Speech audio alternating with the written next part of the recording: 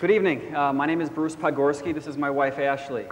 For those of you who weren't here last session, Ashley and I had a chance to share our stories with the folks here. So what I'd like to do is I'd like to just give you a thumbnail sketch as to what we talked about last session, and then we'll get on to the topic, which is secrets of abuse. Okay, for the first 8 years, it was like a marital hell. I'm not sure if it was miserable or stinking miserable. Okay, but it was just such a right, honey? It was a challenge. Trust me when I tell you, it was a real challenge. Looking back on it, what we've come to realize is that, and we didn't know at the time, is that we brought so much baggage into our marriage. We brought so many, those family of origin issues that we heard them talk about a few weeks ago. We just brought a boatload of this stuff into our marriage. You see, I was born into a family of 9. I was the youngest of 9 kids. My father was a physician as well as a politician, okay? So he's very respected in the community. The downside is that he was a raging, abusive alcoholic, and he was also a drug addict, okay? So as we were growing up, we were exposed to horrendous acts of violence against my mother. Horrendous acts of violence against my mother, and we were exposed as kids to a lot of emotional abuse and psychological abuse, verbal abuse. It was really a challenge. I was shuffled to numerous schools growing up, and I felt like I was abused by my peers, by teachers, by girlfriends. It got so bad that I realized at some point that I had to shut down my heart because my heart couldn't take all the abuse that I felt like I was being exposed to. The abuse had been subjected to had just put this intense void within my heart. I sought drugs, alcohol, and women to fill them. Nothing worked. I saw myself being sucked into these addictions, these patterns of behavior, and I had the inability to pull myself out of them. It got so bad, I came to a point in my early 20s where it was either going to be suicide or help. I chose to get help, and I started seeing a counselor. It was through the first couple years of this process that she shared with me this whole thing about God, okay? And it took a while for me to do some investigating, but to make a long story short, I accepted Christ into my life a couple years after my relationship with this counselor, and the most amazing thing happened. Within 3 or 4 weeks, these habits that I couldn't let go of, literally for years prior to that, I was able to shed them. And so I thought, here I am, I'm fixed, I'm healed, right? I'm ready for a wife.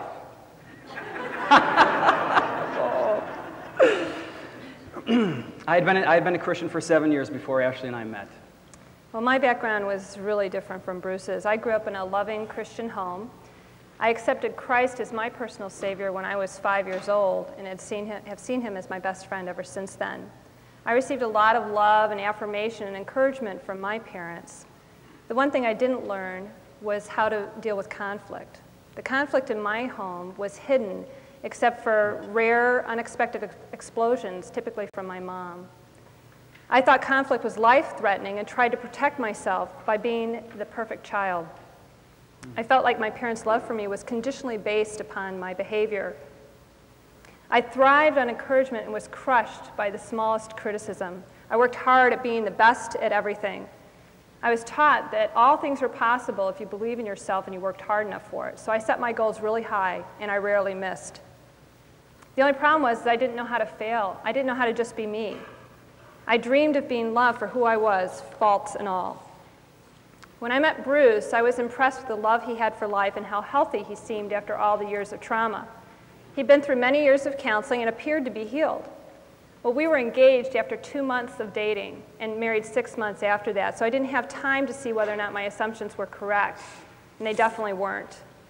The trauma in our marriage started on our honeymoon. I saw a side of Bruce that I had never seen before, a rage-filled, power-hungry, selfish side of him. I referred to that side of him as Mr. Hyde. Mr. Hyde would scream at me, he would call me names, he would threaten me, he would blame me for all of his pain, he would say that he wished that I were dead. I thought I could fix Bruce in the early parts of our marriage, by being the wife that he always wanted. I worked harder at this than I had worked at anything. The only problem was that the rules kept changing. It was about 6 months into our marriage that I realized I couldn't fix Bruce and felt that I had failed as his wife. Well, I had never failed at anything, and I was crushed by the realization that I had failed in our marriage. Since I'd rarely even experienced criticism in my life, I couldn't even process this emotional abuse that I was receiving from Bruce. I would try to defend myself during the verbal attacks, but would eventually succumb to tears and go numb. I would leave this world for days or weeks at a time, having retreated behind a thick protective shell. Bruce saw this retreat as a form of abandonment and would panic and heighten his level of intensity to get me out of my shell, and I would retreat further out of terror. Within the first year of our marriage, the abuse went from affecting me just emotionally to affecting me physically. My health crashed. I ended up with chronic fatigue syndrome, food allergies, migraines, and other things as well. I also went from just being emotionally numb to being sexually numb. I had no desire and would experience intense fear when I walked into our bedroom. I didn't feel like a woman. I was totally out of touch with my body. This was probably the toughest consequence that I had to deal with. We saw counselors for nearly 8 years. Sometimes we were in counselor's office 3 times a week. In other words, we were working really hard to try to save our marriage. And you know, it would seem like we'd make some significant steps of progress, and then I would resort back to saying something stupid or being insensitive, and it would cause Ashley's walls to go up, and she'd go away emotionally for a week, sometimes 2 weeks in a row. And you see, that type of behavior probably wouldn't have affected a normal person, especially as our marriage progressed. But because I subjected her to so much trauma early on in our marriage, anything that would resemble that would just send her into a tailspin. All I wanted was for Ashley to love me. All I wanted was for her just to kind of like come towards me. I saw the consequences of my abuse keeping her away. This was an extremely difficult time, and it was really a really lonely season for me. You see, I hated the fact that I couldn't love Bruce. I saw him trying really hard to change. He persistently wrestled with the issues of his past, and I would see him change before my eyes, yet I was locked behind protective walls. I didn't trust him. I had closed my heart to him. It seemed like whenever I would try to come out of my shell, he would have a slip-up which was magnified in my traumatized mind, and I would fly back into that shell again. This was so depressing for me. I worked hard in counseling, really hard, to try to heal from the abuse and to love again. I tried everything from standard counseling to rapid eye movement therapy, which is designed for post-traumatic stress syndrome. Nothing seemed to work. I was getting stronger. I was able to stand up for myself. I learned how to handle conflict and how to communicate effectively, but I still couldn't love. I remember one of my rapid eye movement counselors telling me that my mind was very vulnerable to even the smallest amount of trauma after my sessions, and I could see that he was correct. I would make what I felt was a breakthrough and then come home to an argument with Bruce which would send me reeling. Well, I finally got to a breaking point. I couldn't physically or emotionally handle any more abuse, no matter how small. It was as if each emotionally abusive incident had taken me a notch lower. I would bounce back a bit after it, but then the next incident would bring me down even further. I felt like I'd finally lost my balance after 8 years, and it was at this point that I wrote Bruce a letter. I'll never forget standing in line at the Home Depot one morning and my cell phone rang. Pick up the phone and it was my counselor. She never called me, so I knew something was up. And she said, Bruce, real simple, I need you to agree to something. She said, I'm not asking you, I'm telling you. If you want to save your marriage, you need to agree not to say anything negative, condescending, not to insult your wife for the next 90 days. And when I heard her say that, the first thing I said was, she's driving me crazy, you don't understand. And she said, look, I'm not here to negotiate with you. If you want to save your marriage, you need to just mellow out for the next 90 days. Are you willing to agree to that? And I reluctantly agreed, and I went on with the rest of my day. I got home that evening, and Ashley came up to me and handed me this letter that she'd wrote. And I'm thinking, this has not been a good day. Basically, the letter went along the lines of this. Dear Bruce, I love you, and I want our marriage to work, but I can no longer tolerate you abusing me anymore. You're sinning against me. I've lost my bounce. I want things to work, like I said, but the bottom line is that you need to make some radical changes and let me know what those changes are in the real near future, or you need to move out. And so here I'm thinking, okay, what do I do? You know, I didn't want to lose my marriage. We just had a little girl a couple years back. I called up my counselor. I said, what do you suggest? She obviously knew what was going on. And she said, Bruce, she said, there's a group, a counseling group in another part of the country. She said, why don't you give them a call? They do this 1-week intensive program thing, and they might be able to help you where I couldn't. Okay? So I called these people right after I'd hung up the phone with my counselor, and what this woman told me on the other line really gave me some hope. She explained to me that so often traditional counseling can dig into abusive patterns, uncovering the causes, but not teach you how to deal with the emotions that surface. As we face those causes and struggle with them, we continue to dump on our spouses, and that is I was living proof of that. That's exactly what I would do. Their program, she claimed, okay, would uncover the causes, break their hold on me, and teach me how to deal with the emotions associated with with the pain, and then teach me new patterns to relate to Ashley. I told Ashley that I was going to go to this program, and I gave her the phone number and suggested that she call her.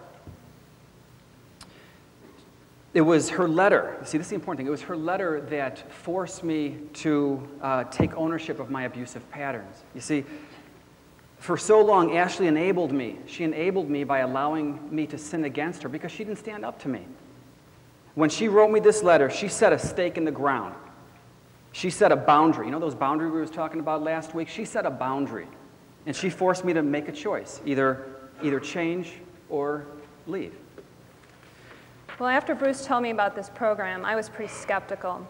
Bruce had always been willing to try anything to heal, but nothing had made a lasting difference. I was at the end, but I decided to call the counselor anyway. I told her I didn't think I could try again. She affirmed my emotions, and she encouraged me to come out anyway, even if it meant that we would have an amicable divorce. So I agreed, and we went. What we learned there was amazing. During the first hour of our program there, one of the things she made real clear to me, she said, Bruce, the bottom line is this. You need to get it, because you spent a lot of money to come here, you spent a lot of money for this program, and if you don't get it, then you're going to be you'll have wasted your time. And I said, what am I supposed to get? And she said, you'll see. I honestly thought that both she and my wife were crazy at that time. That's true. We started off the program by putting together a timeline. Okay, and this timeline, basically what it did is it went from birth to the present day. And what this counselor asked us to do, she said, I'd like for you to write down all the positive things that you can remember above the timeline, okay, from 0 to present time. And on the bottom of the paper, I'd like for you to write down all the negative things that you can remember, especially from those impressionable years from, say, 0 to like 10 or 12 years old. And as I began this process, I was amazed at how much trauma I really did experience growing up. I learned that men who witness abuse in their homes growing up are 700 times more likely to physically abuse their spouse. Those that experience the abuse within their homes growing up are 1,000 times more likely to physically abuse their spouse. Domestic violence is the leading cause of injuries in women between the ages of 15 and 44. That's pretty staggering. In 24 to 30% of the homes, domestic violence occurs on a regular basis. Most people think that domestic violence is only physical, but in truth, domestic violence can range from a look to a gunshot. We learned that there are 16 forms of abuse, and you can refer to them on the abuse wheel in your handout. Looks like this. While we are describing these forms, we will be identifying the man as the perpetrator because statistics show that in 95% of the cases this is true. The first 3 forms of abuse are more physical forms. These were not areas that we struggled in, but many couples do. Number 1, physical abuse. This is the most understood form of abuse. This includes everything from beating to excessive tickling. Several other examples are listed in your handout. The batterer in this case can switch from one extreme to the other within seconds. If he feels like he's losing control over his spouse, he will resort to some sort of physical violence to regain control. This is a conscious effort. Number 2, power. This could be the denial of the spouse's basic rights such as food or sleep, the control over the spouse's private or personal life, or designing mandated duties for the spouse such as when or what to cook, when to wash the car, when and how to do laundry, etc. Number 3, stalking. Stalking is similar to spying. The stalker is extremely insecure and typically insanely jealous. He will follow his wife to her daily activities because he doesn't trust her. And see, as we were going over these first 3 forms of abuse, I was thinking, you know what, I don't belong here. I didn't perpetrate any of these against my wife. Well, now we'll move into more emotional forms of abuse, which is where our stuff kicks in. Number 4, emotional abuse. This is when the abuser puts his spouse down and makes her feel bad about herself. This includes name-calling, mind games, mental coercion, extreme controlling behaviors, and conditional love. This was the first one that I found myself guilty of, and I say guilty in a big way. I would use my words to power up on Ashley, to hurt her, to degrade her. I expected her to, this is really embarrassing, I expected her to meet my needs, okay? And when she didn't, I would blame her for it. Number 5, threats. Threats are used to control a spouse and to create an atmosphere of learned helplessness within the spouse. Examples of a threat would be to end the relationship, to threaten physical or emotional harm, to take the children, to commit suicide, or to force the abused to break the law. I used to threaten Ashley by telling her, hey, look, Ashley, it's real simple. If you're not willing to meet my needs, there are plenty of women out there who are. Okay, I would basically threaten her saying, I'm going to end this relationship if you don't change. Number 6, economic abuse. This is when the man makes the woman account for every penny spent. He could take all the money that she's earned while she works and give her an allowance. He could make her beg for money for even the basic needs of the family. Intimidation, number 7. Intimidation is another form of abuse that I resorted to as well. I would try to use my loud voice. I would throw out profanity. I would use gestures, or the bottom line is I was trying to intimidate my wife. You see, I knew that if I could scare her, I somehow thought in my mind that that would elicit some kind of a change. I saw her walk on eggshells because one wrong word would set her off. Or, I'm sorry, would set me off, excuse me. Number 8, I also had a problem with property violence. And and I would use that to try to make my points. I remember one morning getting up and Ashley's little cat was running by the hallway and I kicked it. Okay, and as I was walking through the hallway, I looked around and I saw like holes in the wallboard that I'd punched the day or the week before and one that I kicked. You see, this terrified Ashley. This just terrified her because she could relate to the walls and she could relate when I'd slam my hands on the table or whatever because she thought she might be next. Number 9, the silent night. Now this was my main weapon towards Bruce. This is the use of silence as a weapon. The spouse cannot or will not express their emotions, which deprives the other spouse of any form of emotional bonding. When I saw that scary Mr. Hyde look in Bruce's eyes, I would go numb and become silent. This spurred more rage from Bruce to the point that I was terrified to say anything. I felt that any word out of my mouth would trigger more abuse. Yet by not communicating how he was hurting me, I was abusing him. In a way, this was my way of bailing out of the marriage, yet making it look to everybody else that I was doing everything that I could. You see, my sins against Ashley were acts of commission. Okay, I was a squeaky wheel. Her sins against me were acts of omission. Number 10, isolation. This is when a man controls who the woman sees, her phone calls, or how much she goes out.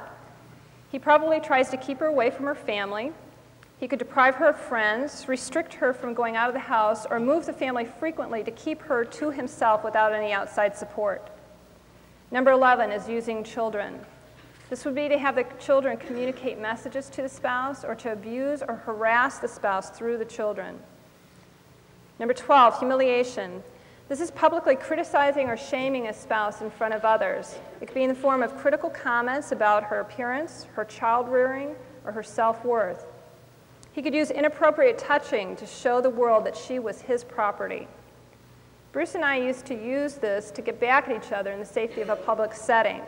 We would make fun of each other as a joke, and that was wrong. Number 13, responsibility abuse. This is making the spouse responsible for everything in his life. She needs to pay the bills, take care of the kids, mother him, and make all the decisions. And then he will typically punish her for those decisions, even if they were right. I was guilty of spiritual abuse with Ashley as well. I would use statements like, hey, look, the Bible talks about the wife being submitted, okay? And Ashley, you're not submitted to me. I would throw her biblical responsibilities as a wife in her face. The Bible says your body's not your own, it's mine. Words like submission and obey can be used to spiritually abuse your spouse, especially if you're if your objective is real self-centered like mine was. I was just trying to manipulate her, to change her, to make her into the woman I want her to be. And so I would just throw biblical passages at her all the time.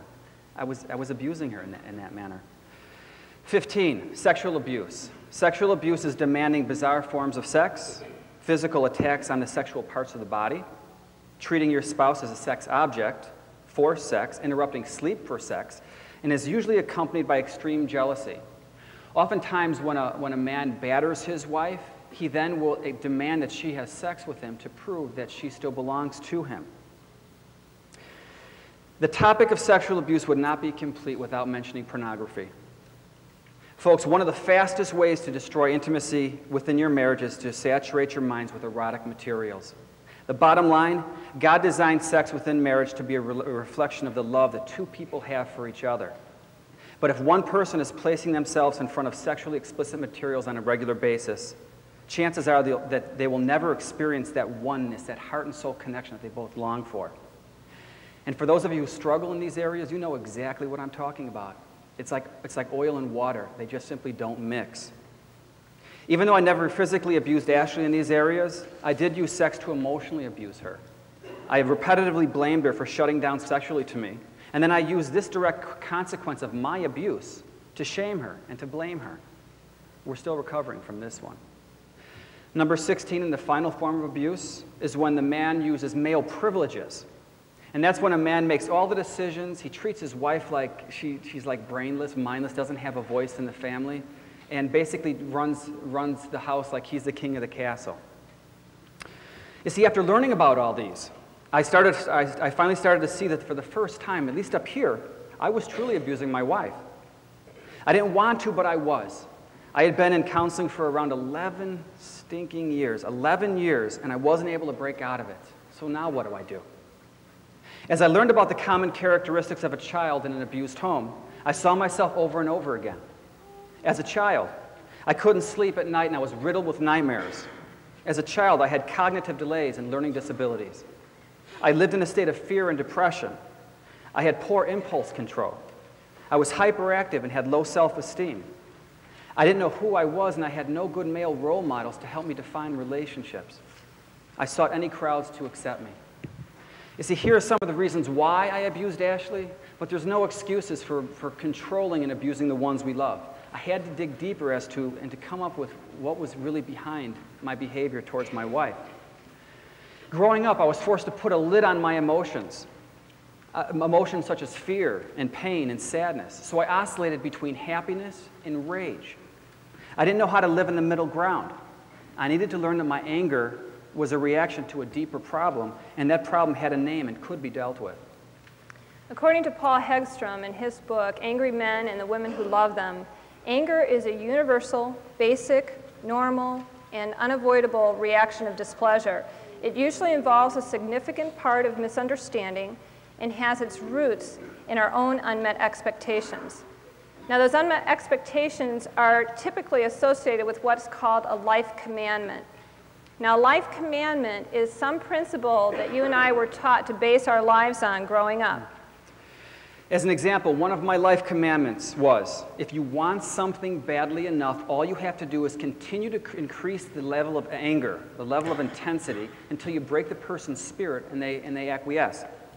This played out in my relationship with Ashley. If she wasn't doing what I wanted, then I would simply up the anger and try to get her to do it. This only pushed her further and further away. Another life commandment of mine was that I was not worthy of being loved. This is insidious. So when Ashley would reach out to try to love me, I would sabotage her efforts by reminding her that the night before she wasn't terribly, frisky or whatever. And so that would push her away. You see, I had this thing going on inside of me, basically saying I'm not worthy of being loved. So I was living a self-fulfilling prophecy. So when Ashley would try to come towards me, I would just my head could not assimilate that information, so I would do subtle things to cause her walls to go back up. That's true. She won the lottery when she married me. The jury's out on that one. Okay. One of the best tools we learned in dealing with our anger was how to use a timeout before our anger became destructive. We were given a timeout contract to sign, which is also enclosed in your handout. And we were to fill in what were the indications of our anger, what were our triggers, what a timeout signal could be. We would use just the standard T. What we would do with the timeout, how long it would last, and what we would do at the end of that time. So if we felt anger coming on, we would take a timeout and try to define what we were really feeling. We would recognize our feelings as being destructive if we allowed them to continue, and then identify the true cause of the anger, what the trigger was. Then look at the true reality of the situation and determine if our anger was legitimate for that reality, or were we perceiving that reality incorrectly. Finally, we would think through the situation, have control over our responses, reactions, and words before trying to resolve the conflict. And following the resolution, we would need to forgive each other. This process was one of the most effective tools I learned. As I worked with it, I realized that the trauma of my youth had distorted my perception of reality. What I mean is that all the trauma I experienced as a child put cracks in the glasses that I viewed life through. My damaged subconscious mind was filtering reality into weird things. For example, I saw most conflict as a direct hit to my worthiness of being loved. Because the abuse in my life, I didn't grow up feeling loved, as I just mentioned, or worthy to be loved. So each time something bad happened to me, I perceived it as that confirmation that that life commandment that I just shared with you a few moments ago, that was true. So what I began to do is that when I started feeling that rage, that intense anger, when Ashley and I would get into an argument or something, I would force myself to take a step back. Sometimes I have to remove myself from the room, and then I would ask myself, okay, Bruce, now does what she did, does it warrant the degree of anger that you're experiencing? And the answer would always, always, always be a resounding no. With these tools, I can go back to the cause of the incorrect perception, which was usually an incorrect life commandment. Change that commandment to reflect God's view of me, and then move on. Fewer and fewer things would trigger me as a result of this process. That's true. I think one of the greatest gifts that I received from the intensive program was to realize that I wasn't crazy. Abuse does hurt, and it is wrong. I wasn't a weakling because I couldn't handle living with a Jekyll and Hyde personality. I was still a woman even though I felt numb. The numbness was a consequence of the abuse. I also got tools to use to handle myself. I learned what I instinctively knew, that abuse comes in cycles. What I'm going to do here is I'm going to draw for you the perception of a woman in these cycles. It's just a bell-shaped curve here. Okay, now what happens is there's the tension building stage, which is that first upswing. Things were going okay, and then something would trigger Bruce. I was terrified of conflict and would avoid it at all costs. Now, this exacerbated our problems because Bruce would want to talk about something conflictual, and I would bail emotionally since I was not equipped to negotiate that conflict. This would create an anger in him that he couldn't control. All of a sudden, his eyes would change, and he would start to bite his lips, so he'd be about here. This progression might take several days to get there, but I could always tell when he was getting close to the explosion. This is when I should have removed myself from the situation, but I thought I could be nice and talk him out of it. I would walk on eggshells, just waiting for the trigger to release. One wrong word and it would go. Then the inevitable explosion would hit. He would lose it. This peak is where the aggressor loses touch with reality but knows what he's doing. This is where most of the damage will occur. Then would come the honeymoon stage. Okay, you got the downslide here. This is where Bruce would come to me and apologize for hurting me and promise to do better. Now, if you look at a man's perspective, they don't feel this tension building stage. They just feel the peak, and then they go back to normal again. Us women are a little more sensitive. Soft. Sensitive.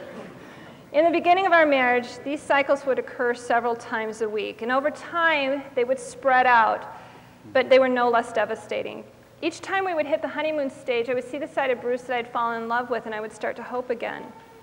This was the dance we did over and over again. It was so painful, yet we were stuck in it. During this intensive program, I realized that the nice side of Bruce was a pseudo-personality, and that his core was still sick. His core and his character were still undeveloped, and until they were, his dark side would be dominant. Until a man becomes accountable and responsible for his behavior and starts getting help in developing his character and his core, the abuse may subside, but it'll never stop. For years, I dug up the baggage of my past, mourned the losses I felt, in regards to my childhood, and tried to move on. But there was still a component missing because my core was still sick. I still had the power within me that triggered the rage. I would control it with different techniques, but it was still there. I needed some sort of breakthrough. In the remaining few moments that we have left here this evening, I'm going to share with you I'm going to share with you how that breakthrough took place in my life. You see, we were down to the 32 hours of this 40-hour program that I started out by mentioning to you, and I still hadn't gotten it. I remember the counselor looking at me and said, "Hey, we got 8 hours left tomorrow, and you hadn't gotten it, so you better get it." It was driving me absolutely crazy. I remember getting back to the hotel that night, and that darn timeline, because I had developed that timeline for the whole week, and that timeline pierced my soul. It seared me. It seared me somehow that I'd never anticipated. See, I always knew my childhood wasn't the best, but I never really knew the degree of pain and sadness and loss of hopes and dreams that I kind of internalized and grew up exposed to. I remember on the fourth night in our hotel room, I just said, "Ashley, can we just sit down in the bedroom? I'd just like to talk to you." And within 3 minutes, I broke down and cried on her shoulders for about 45 minutes. And it was all this pain that lid, that stinking box that we stuff all our stuff in, that lid opened up. And I allowed myself the luxury to experience the sadness and all of the bad stuff that was coming up. And she just sat there, encouraged me. Basically, she did nothing but allowed me to cry on her shoulder. And so, as this process was kind of coming to an end, I'm thinking, okay, maybe this is the it I was supposed to get. I'm making some progress here. And then all of a sudden, God turned this switch on my head. And I'll never forget this as long as I live. Because here I was, 45 minutes into crying my eyes out about all the abuse that I was exposed to. And then all of a sudden, God said, "Bruce, you know what? That sadness is real. That sadness is legitimate. But you know what? You have been abusing your wife for the last 8 years. Why don't we take a look over there and check that out?" And when I did that, it was unbelievable. The emotion came up again. I grieved. I told her how sorry I was. But the key here is repentance. For the first time, I actually took ownership, true ownership of how much abuse I had heaped upon my wife, and I repented. God took the festering wound in my soul created by all the abuse that I grew up with, and he washed it clean.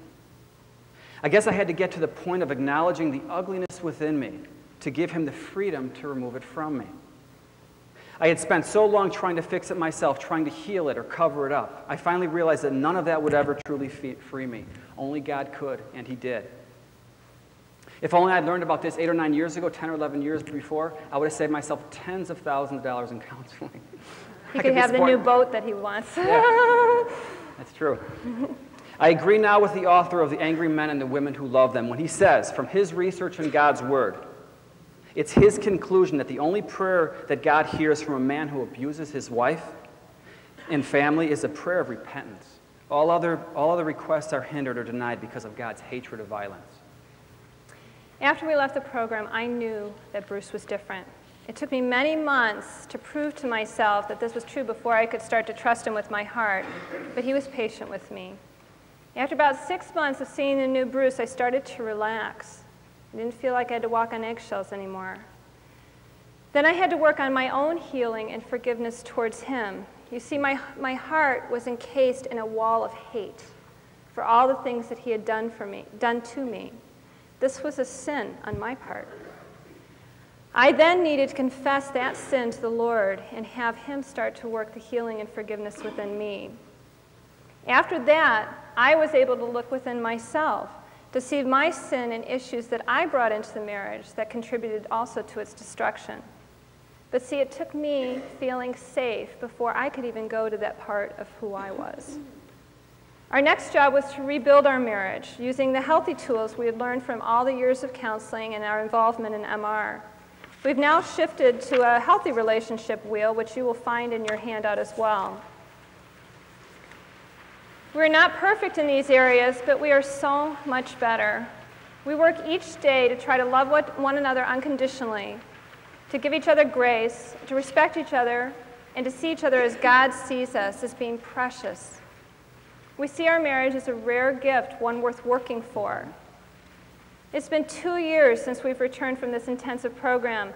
I feel that we have finally begun our marriage. It was like the first 8 years we spent digging a grave for our marriage. And over the last 2, we've built a firm foundation. I truly love Bruce, and I'm so proud of the courage that it took to break from the destructive bonds of his past. He is now a great husband and a great father. I couldn't have chosen a better fit for me. You see, if I hadn't stuck it out, I would have missed out on one of the greatest blessings that God had in store for me. And if you look at society, society would have called the old Bruce the macho one. It would have called the old Bruce the strong one because he was controlling me and he was controlling his home. But I want to tell you something. It took strength for Bruce to look within. It took strength for him to break the bonds of his past. It took strength for him to grieve over his pain. And it took strength for him to humble himself before the Lord and to seek new ways of relating. And it was that strength that has broken the chains of his past and freed our future generations. I see him as a hero. And I want to tell you that each one of you has the potential of being a hero as well.